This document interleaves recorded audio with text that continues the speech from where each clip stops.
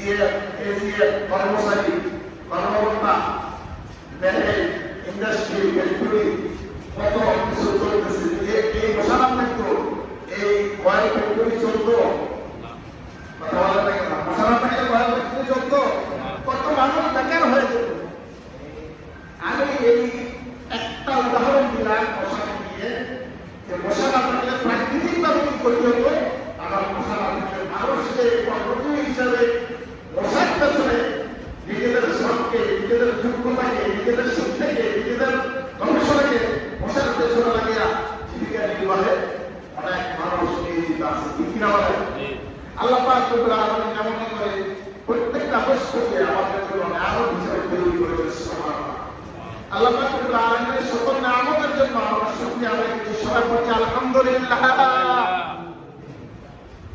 প্রিয় ভাই বন্ধু, এই সকল নিয়ামতগুলোর মধ্যে আমাদের জন্য একটা অন্যতম নিয়ামত হলো আমরা মুসলিম হিসাবে, ইমানদার হিসাবে পৃথিবীতে আগমন করেছি, মুসলমানের ঘরে জন্মগ্রহণ করেছি, ইমানদারের ঘরে জন্মগ্রহণ করেছি এবং মুসলিম সমাজে মুসলিম মিল্লাতে নিজেদেরকে পরিচয় দেওয়ার মতো সৌভাগ্য অর্জন করেছি। সেজন্য আমরা বলছি আলহামদুলিল্লাহ। আলহামদুলিল্লাহ। তবে এই পরিচিতি শুধু যথেষ্ট নয়, এই পরিচিতির পাশাপাশি এই ইসলামকে বোঝা, ইসলামকে বুঝতে পারা, বোঝার চেষ্টা করা, ইসলামকে মানার চেষ্টা করা আমাদের সকলের জন্য অতীব জরুরি। কি বলে ঠিক কিনা?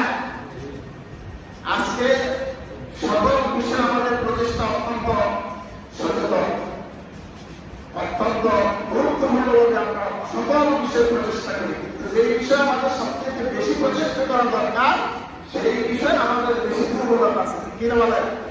ইসলামকে জানার জন্য, ইসলামকে বোঝার জন্য, ইসলাম অনুযায়ী নিজেরা জীবনযাপন করার জন্য যে চেষ্টা, প্রচেষ্টা, মেহনত, শ্রম আমাদের দরকার ছিল, সেই পরিমাণ কি আমাদের এটার মধ্যে আছে? নাই। তাহলে ইসলামের হক আদায় আমরা অসচেতন। আল্লাহ পাক রব্বুল আলামিন আমাদেরকে সচেতন হওয়া, বুঝবার, মানবার, আমল করবার তৌফিক দান করুন। সবাই আল্লাহুম্মা আমিন। আমরা গত 2 জুমা থেকে আলোচনা শুনছিলাম, আজকে দেখি সমাপ্ত করতে পারি না। আল্লাহ পাক আমাকে সমাপ্ত করার এই বিষয়টা আপনাদের সোমবার মানবার, আমাদের সবাইকে মানবার তৌফিক দান করুন। সবাই আল্লাহুম্মা আমিন। আলোচনা হচ্ছিল আল্লাহ পাক রব্বুল আলামিনের ওয়াহদানিয়াত সম্পর্কে, তাওহীদ সম্পর্কে, আল্লাহর একত্ববাদ সম্পর্কে। মনে আছে আপনাদের? মনে আছে না? একত্ববাদের বিপরীত যেটা, এটার নাম কি? শিরক। একত্ববাদের বিপরীত যেটা, এটার নাম কি? শিরক। পৃথিবীর অধিকাংশ মানুষ আল্লাহকে বিশ্বাস করে, আল্লাহ একজন আছে এটা বিশ্বাস করে, কিন্তু পাশাপাশি একটু শিরক করে। নাউযুবিল্লাহ, পাশাপাশি একটু শিরক করে। গতকালকেই আমার বাজারে আমি রাত্রে একটা ভয় গেছি, ভয় বললাম রাত্রে একটু হয়ে গেছে, তোদের সকালবেলা রাত্রে হয়ে গেছি। কিন্তু বলতো আমাদের প্রায় মাত্র হয়ে গেছে। তা আমাকে বলতেছি, কাকা আল্লাহ রহমতে দানটা হলো সে করেছি, কার রহমতে? কথা বলেন না, কার রহমতে? ওই হিন্দু নাতি তো শিখর তার ভাষা তাকে আল্লাহ রহমতে ঠান্ডা উঠে আপনার মেয়ের থেকে কিছু সময় উঠেছে, ঠিক বলেছি। কার রহমত হয়েছে? কার রহমত হয়েছে? আপনাদের সঙ্গে নাই কিন্তু আল্লাহ রহমত পায়, ইনশাআল্লাহ পায়, আলহামদুলিল্লাহ পায়, আছে না? আলহামদুলিল্লাহ বলা এটা কি সবার কাজ না গুনার কাজ? ইনশাআল্লাহ বলা সবার কাজ না গুনার কাজ? আল্লাহ নাম বলা সবার কাজ না গুনার কাজ? আল্লাহ তাবারক ওয়া তাআলা বলেন, ওয়া মা ইয়াকুলু আকতারুহুম ইল্লা হুম মুশরিকুন। সূরা ইউসুফ। আল্লাহ পাক রব্বুল আলামিন বলেন, পৃথিবীর অধিকাংশ মানুষই আল্লাহকে বিশ্বাস করে, তবে ইল্লা হুম মুশরিকুন, এর মধ্যে পুত্রের শরীক করে, পুত্র কি করে? পুত্রের শরীক করে। শরীর করে একটু শরীর করে তো শরীর করলে আর ইমান থাকেনি আপনারা বোঝেন না মাসালা জবাব দিবেন শরীর করলে আর ইমান থাকে মুসলমানরা শরীর করে নেই আমি একটু উদাহরণ দিব কারণ আলোচনা হয় আমরা এই জন্য 2-3 মিনিট আগে করেছি গাড়ি দুটা গাড়ি চলছে খুব দ্রুত বেগে সামনাসামনি লেগে যাওয়ার কথা সামান্য লেগে গেছে যখন লেগে যাবে এই অবস্থা দেখছে তখন সবাই গাড়ির ভিতর থেকে চিৎকার দিচ্ছে আল্লাহু আকবার আল্লাহ এরকম একটা চিৎকার যখন একটু দূরে গেছে বলা শুরু করছে আমরা ড্রাইভারটা খুব এক্সপার্ট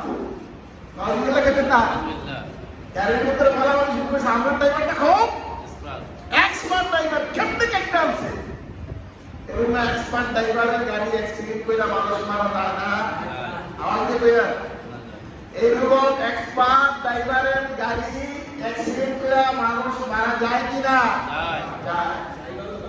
তাহলে এখানে বাঁচাইছে কে প্রথমে যেটা বলছিলেন আল্লাহ এই বাঁচাইছে কে আর একমাত্র আল্লাহই বাঁচাইছেন আল্লাহ পাক এই কথাটা কোরআনে 70 বার উদাহরণ দিয়েছেন যখন সমুদ্রের মধ্যে নৌযান চলে যখন উত্তাল তরঙ্গ শুরু হয়ে যায় বাতাস তুফান প্রলয় শুরু হয়ে যায় তোমরা তখন কাকে ডাকো কাকে ডাকো আল্লাহকে কিন্তু যখন তুফান থেমে যায় পানি নিরিবিলি হয়ে যায় যখন স্বাভাবিক অবস্থা হয়ে যায় তখন আপনার সাথে শরীর করে আলহামদুলিল্লাহ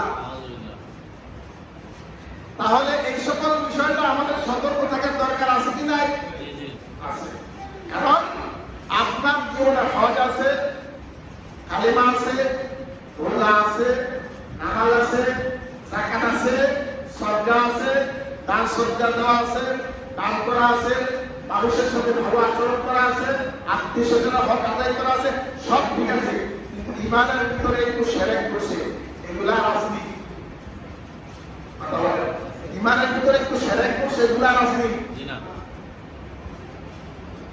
এগুলা নাই আমি আগে উদাহরণ দিয়েছিলাম ইমান এবং শিরক দুটা বিপরীত বিষয় ইমান ঢুকলে শিরক চলে যাবে আর শিরক ঢুকলে ইমান চলে যাবে তাহলে তাওহীদের ভিতরে ইমানের ভিতরে আল্লাহর একত্ববাদের ভিতরে কোন অবস্থাতেই ছোট বড় কোন শিরক ঢুকানো যাবে না এখন শিরকটা কি জিনিস আমাদের বোঝা দরকার আছে না বোঝা দরকার আছে আল্লাহ পাক রব্বুল আলামিন তাওহীদ আমাদের যেমন বোঝার দরকার আছে শিরক আমাদের বোঝা দরকার আছে আল্লাহ পাক রব্বুল আলামিন আমাদের বোঝার তৌফিক দান করুন আমিন তাওহীদের সর্বশেষ চারটা পয়েন্টের সর্বশেষ পয়েন্ট আজকে আলোচনা হবে আল্লাহ পাক রব্বুল আলামিন আমাকে আলোচনা করবা আপনাদেরকে সম্মান আমাদের সবাইকে আমল করার তৌফিক দান করুন আল্লাহু আমিন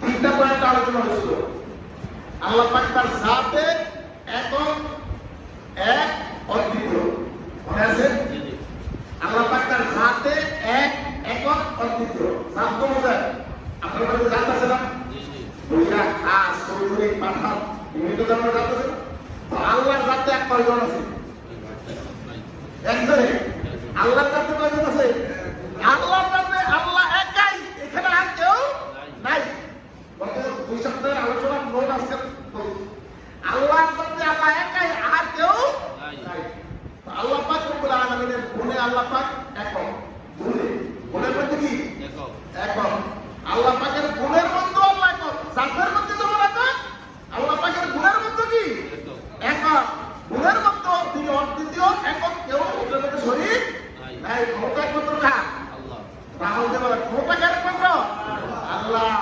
আল্লাহর জাতে এক একক অদ্বিতীয় আল্লাহ পাকের গুণে এক একক অদ্বিতীয় সুবহানাল্লাহ আর আল্লাহ পাকের বিধানে আল্লাহ পাক এক একক অদ্বিতীয় কিসে কিসে বিধানে কিসে বিধান হুকুম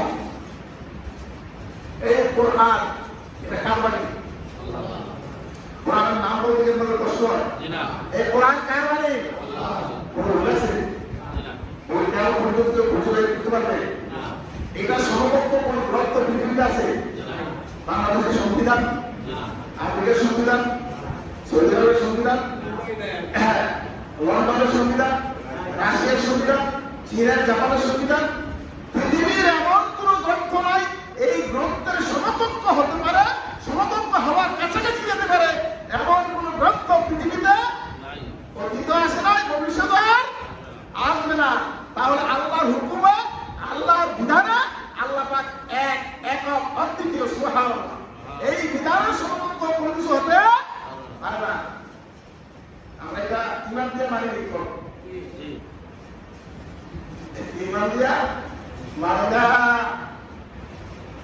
এই কোরআনের ভিতরে আল্লাহ পাক রব্বুল আলামিন জানাই দিলেন লাকাদ কানা লাকুম ফি রাসূলিল্লাহি উসওয়াতুন হাসানাহ।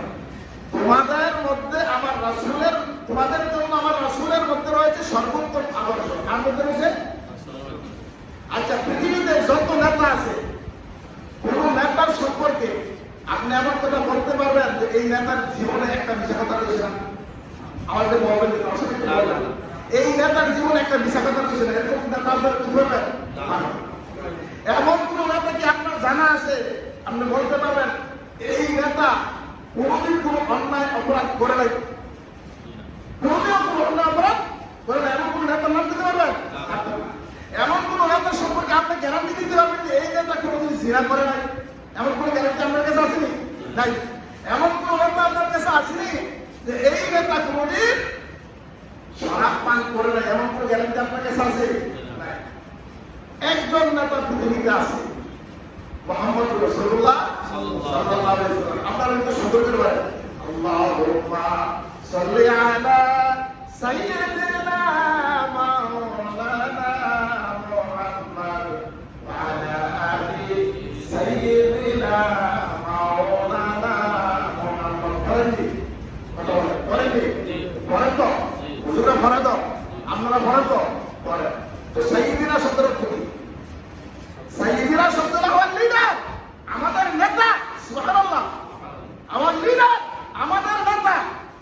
এখন আমাদের নেতা গুরুদের মধ্যে আগে আমাদের নেতা মুহাম্মদ সাল্লাল্লাহু আলাইহি ওয়াসাল্লাম। গুরুদের বাইরে গেলে আমাদের নেতা কেনা আপনারা হুজুরের সাক্ষাৎ করতে দুনিয়া কিছু বলে দিই, আমরা পুরো আমরা শুরু করেছি সমস্যা নেই। আমি চিন্তা করি আমাদের নেতা, আপনার নেতা, আমার নেতা, বিশ্ববাসীর নেতাকে মুহাম্মদ রাসূলুল্লাহ সাল্লাল্লাহু আলাইহি ওয়াসাল্লাম কিয়ামত পর্যন্ত পৃথিবীতে যত মানুষ আসবে কোন ব্যক্তি মুহাম্মদ রাসূলুল্লাহ সাল্লাল্লাহু আলাইহি ওয়াসাল্লামের সমকক্ষ হতে পারে না, পারবে না, সম্ভব নয়। আল্লাহ পাক রব্বুল আলামিন ওনার মতো আর কোন ব্যক্তি অতীতেও পাঠান নাই, ভবিষ্যতেও পাঠাবেন না। আনা খাতামুন নাবিয়্যিন, আমি সর্বশেষ নবী, আমার পর আর কোন নবী আসবে না। আমি সর্বশেষ এমন আদর্শ নিয়ে আগমন করেছি যে আদর্শটা সর্বোত্তম। সুবহানাল্লাহ, আমার আদর্শ যে মানছে দুনিয়াতে শান্তি, পরকালে মুক্তি। সুবহানাল্লাহ, রাসূল সাল্লাল্লাহু আলাইহি ওয়াসাল্লামের আদর্শ যারা মানছে দুনিয়াতে শান্তি, পরকালে কি মুক্তি। আপনি বলেন, আপনি যেই নেতাকে মানেন, মাওসেতুর, কালমার্ক্স, হেগেল, ভলতেয়ার, শেক্সপিয়ার, এই ধরনের সব দেখিয়া দিলি যত নেতাকে আপনি মানেন, দেশি বিদেশি যত নেতাকে আপনি মানেন, যত নেতাকে আপনি আদর্শ হিসেবে মনে করেন, বলেন, ঘোষণা করেন, ওই নেতার পেছনে মিছিল করেন, ওই নেতার পেছনে লেখালেখি করেন, ওই নেতার পেছনে আপনার সব মেহনত চেষ্টা আপনি নিয়োজিত করেন, ওই নেতাকে আপনাকে জান্নাতে যাওয়ার গ্যারান্টি দিতে পারে? আমার দেওয়ার পারে? কিন্তু আমার নবী, আপনার নবী, বিশ্বনবী মুহাম্মদ রাসূলুল্লাহ সাল্লাল্লাহু আলাইহি ওয়াসাল্লাম বলেছেন, যে ব্যক্তি আমার আদর্শকে মানবে আমি তাকে নিয়ে জান্নাতে প্রবেশ করব। আজকে আপনাদের খুতবা দিয়ে আলোচনায় আসছি, আমার আলোচনা, খুতবার আলোচনা মিশে গেছে, মিলে গেছে, আলহামদুলিল্লাহ। قال النبي صلى الله عليه وسلم كل أمتي يدخلون إلى الجنة إلا من أبى. قيل يا رسول الله من أبى؟ قال من أطاعني فدخل الجنة ومن عصاني فقد أبى. رسول الله صلى الله عليه وسلم বলেন, كل أمتي يدخلون الجنة, আমার প্রত্যেকটা উম্মত জান্নাতে প্রবেশ করবে। সুবহানাল্লাহ, আমার প্রত্যেকটা উম্মত কোথায় প্রবেশ করবে? জান্নাতে প্রবেশ করবে। ইল্লা মান আবা, যেই ব্যক্তি আবা, সে ছাড়া।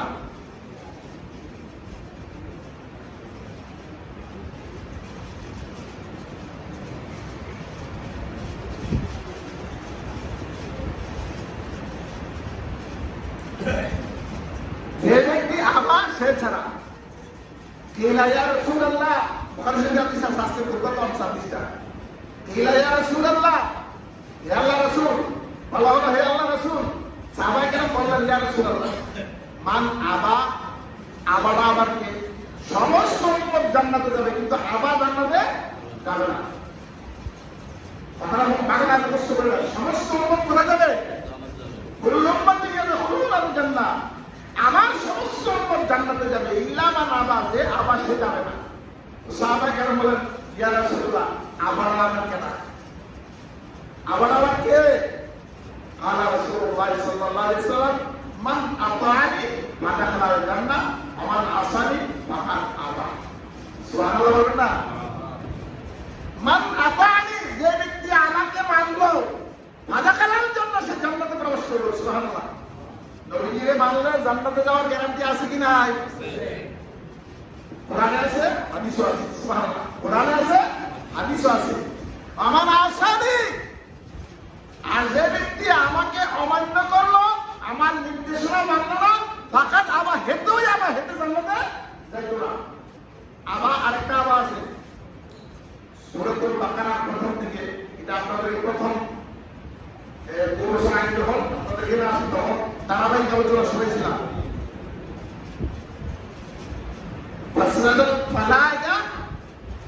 ইল্লা আবা, সমস্ত ফেরেশতারা সেজদা করলো, আবা সেজদা করলো, ফাকাদ আবা। ফাকাদ আবা, এই আবাটাকে ইবলিস, সেই আবাটাকে ইবলিস। আল্লাহ এক বেটারে আবা কইছে, এক ব্যক্তির আবা কইছে, সে হলো কি ইবলিস, শয়তান। রাসূল সাল্লাল্লাহু আলাইহি ওয়াসাল্লাম মানুষের একটা অংশের আবা কইছে, যে অংশটা আল্লাহ রাসূলকে মানে না, আল্লাহ রাসূলের নির্দেশনা মানে না। তাহলে ইবলিস কোথায় যাবে? ইবলিস যাবে জাহান্নামে। মানুষের যেই অংশটা আল্লাহ রাসূলকে মানে না, সেই অংশটা কোথায় যাবে? তারা উভয় ঠিকানা হলো জাহান্নাম। নাউযুবিল্লাহ। আচ্ছা, এখন আমরা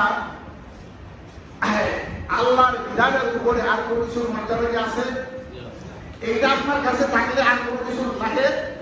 আপনি একটা উদাহরণ দিয়ে বলেন, আপনি গোসল করছেন, কি করছেন? পুকুরে ডুব দিয়ে গোসল করছেন, আপনার কি আর অজু লাগবে? আপনি গোসল করছেন, গোসলের আগে অজু করছেন নাকি? গোসলের আগে অজু করছেন নাকি? মনে করেন গোসলের আগে আপনি অজু করছেন নাকি? তো আপনি ডুব দিয়ে কি করছেন? গোসল করছেন। এখন আমরা অজু লাগবে না, কেন লাগবে না? আপনার গোসলের ভিতরে অজুর চাই ফরজ ঢুকে গেছে। সুবহানাল্লাহ। গোসলের ভিতরে অজুর চাইটা ফরজ ঢুকে গেছে। অজুর যে চাইটা ফরজ আছে, সমস্ত দোয়া, দুই হাতের পরিমাণ দোয়া, মাথা বসে করা, দুইবার টাকু পর্যন্ত দোয়া, এই চাইটা ফরজ যখন ডুব দিচ্ছেন পানির ভিতরে, এই চাইটা ফরজ বাকি হয়েছে না, সম্পূর্ণ হয়েছে। মাথা ছিল বসে করা, এখন মাথা বসে না, মাথা ধোয়াই হয়ে গেছে। সুবহানাল্লাহ।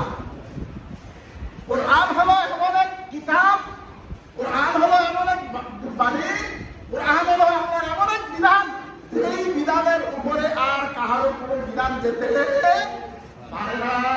সেই বিধানের উপরে আর কারো কোনো আইন কানুন যেতে পারে না। এই জন্য আল্লাহ পাক কোরআন বলেছে, আল্লাহুল খালকু ওয়াল আমরু, সাবধান, পৃথিবী আমার, মহাবিশ্ব আমার, সৃষ্টি আমার, আইন চলবে আমার। এখন তো তাকে চলছে, তাকে চলছে, চলছে চলছে। কোথায় চলছে এটা পার্থক্য করে দিই। সূর্যটা কার কথা চলে? চন্দ্রটা কার কথা চলে? বৃষ্টি কার কথা হয়? গত শুক্রবার আগে শুক্রবার বলবেন, আল্লাহ বৃষ্টিটা কমাই দেন, যেই ফসলটা আপনার বান্দারা দিচ্ছেন, এই ফসলটার জন্য আপনার বান্দারা নষ্ট হওয়ার ছাড়া এটা কি করতে পারে? এটা তারা সংরক্ষণ করতে পারে। আল্লাহ বৃষ্টির ভিতরে কমাই দেন। দয়াটা বসে আমি বৃষ্টি নাকি আমরা কথা শুনে দোয়া করছি কার কাছে? বৃষ্টির কথা বললো, হয় বৃষ্টি থাক, কইলে কামড়ো মানবো কাটবা আল্লাহ। তাহলে বৃষ্টি মানে আল্লাহর কথা, কাঁঠাল গাছ মানে কার কথা? জাম গাছ মানে কার কথা? সাগর মানে কার কথা? আসমান মানে কার কথা? সূর্য মানে কার কথা? চন্দ্র মানে কার কথা? আল্লাহর কথা। বাতাস মানে কার কথা? আল্লাহর কথা। আমরা মানে কার কথা? আমরা কিছু মিললাম না, কিছু আল্লাহর কথাও মানি, আবার মনে করি আল্লাহর কথা কিছু বাদ দিয়া আপনার নেতা নেত্রীরা সেই তৈরি করে এইটিও মানার দরকার। কি কর এরকম কিছু মনে করি না? কথা বলেন না কেন? আর একটা নম্বর করবে প্রশ্ন থাকলে প্রশ্ন জবাব দিবেন। আসলে কি আল্লাহর এই কোরআন আমাদের জীবন পরিচালনার জন্য যথেষ্ট না আর কিছু দরকার আছে? যথেষ্ট। যদি আপনি এই কোরআনের দ্বারা আমার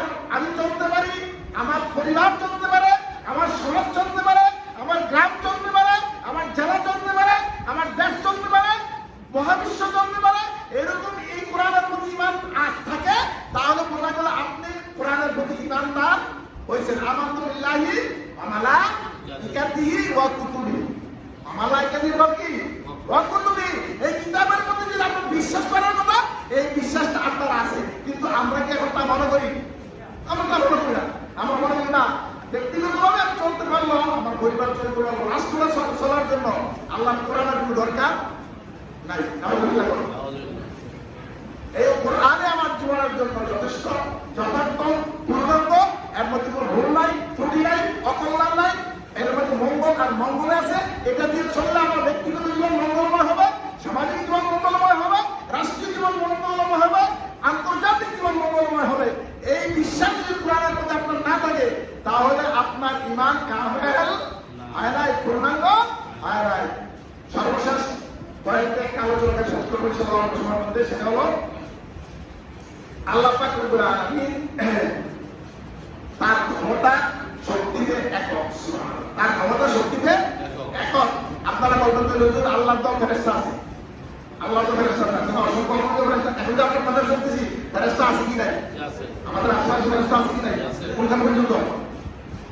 আসমান পর্যন্ত চলে গেছে। সুবহানাল্লাহ।